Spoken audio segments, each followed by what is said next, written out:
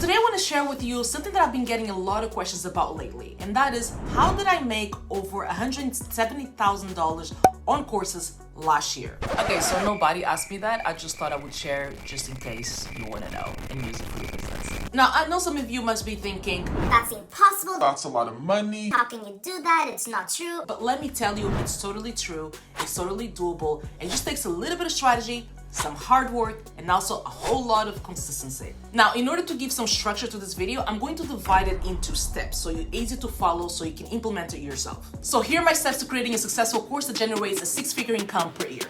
Let's get started.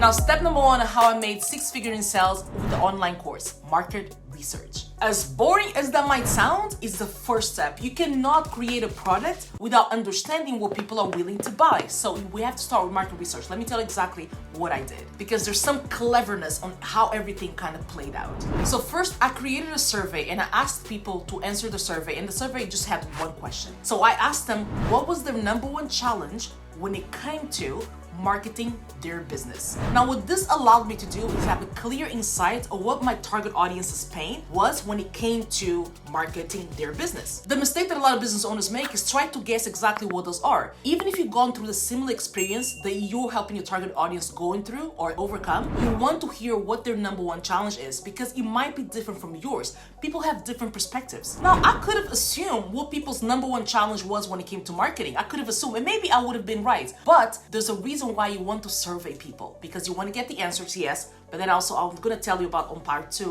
why also that's important. Now, when I did the survey, I had around 103 people that answered the survey, and what I did with all of that information, I started looking at common denominators. I started looking for answers that kept coming up. For example, people would answer, I have no idea what to post on social media. Other people would say, I have no idea how to build a sales funnel. Others answered, what were the best hashtags to use on social media? Others were asking, how do I create a good lead magnet to attract clients? Now, the cool thing is that some of those answers that I got, I already knew, but others were completely new. I didn't know that was actually a problem that they had, because I'm a marketing strategist, so I already know some of the things. I'm already in my elements, and I didn't understand that some of the things that I thought was basic, people were having a problem with. So those are just examples, but what I did next is I chose the 10 common questions or concerns or even challenges that people had when it came to marketing, and I used those 10 as the outline for my course. So to give you an example, week 1 became how to create a good lead magnet, because that's something that kept coming up on the survey. Week number 2 became how to create 30 social media posts in 1 hour per week. Week number 3 became how to build a sales funnel, and etc, etc. So basically, I created my course. The outline of my course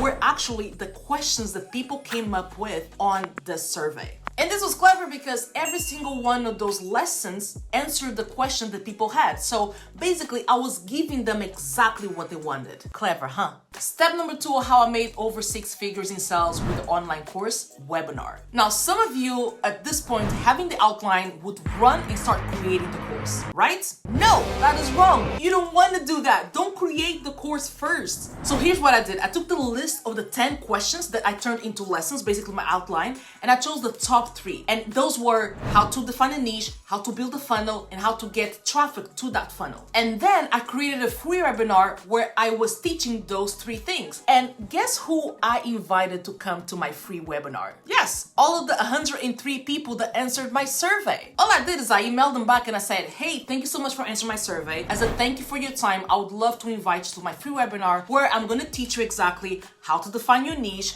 how to build a funnel, and also how to get traffic to that funnel. Out of the 103 people, 84 said yes and registered to the webinar, and about 52 showed up to the webinar. So the day came, I presented my webinar, and at the end, I presented the pitch. I said, hey, apart from defining your niche, building your funnel, and also getting traffic to your funnel, the things that you learned here today, you might also need, and I mentioned the 7 other things that were part of my outline of my course, the things that they said that they also wanted to learn. So I said, if you want to continue learning from me, if you want to continue to learn the other 7 things as well that will help you get to the point that we want to get, I created a 12-week bootcamp Let me know if you want to sign up. And at that time, because the course wasn't created yet, so I gave a massive discount, I sold it for $497. And 11 people bought the course. And just like that, I made $5,467 without even having a course recorded. And my peeps, that's exactly how it's done.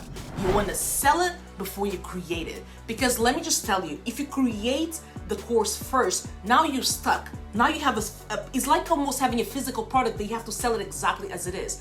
But if you first sell the idea, now you build it as you go, you're a little more flexible. The things that you have planned, you can change them around based on the needs that you see your target audience having. Step number 3 and how I made 6-figure in sales with the online course, I actually built it afterwards. Now that I have sold the idea, every week for the next 12 weeks, I showed up and I was teaching the lessons and I opened the floor for questions. And every single week when I was giving the lesson live, I recorded the lesson and then I just had to edit. I just had to trim the beginning and also the end. And at the end of those 12 weeks, I had the course fully done and I got paid for it. Then I did it. After the course was completed, then I was able to sell the recordings and I started selling it at $2,000 and then it went up from there. Now at the start, I used webinars mainly to promote my courses, but in this video here, I cover 5 other ways that I use to promote my courses other than a webinar. So if you want to learn more how to promote your course, go here, watch it here, and I'll see you there.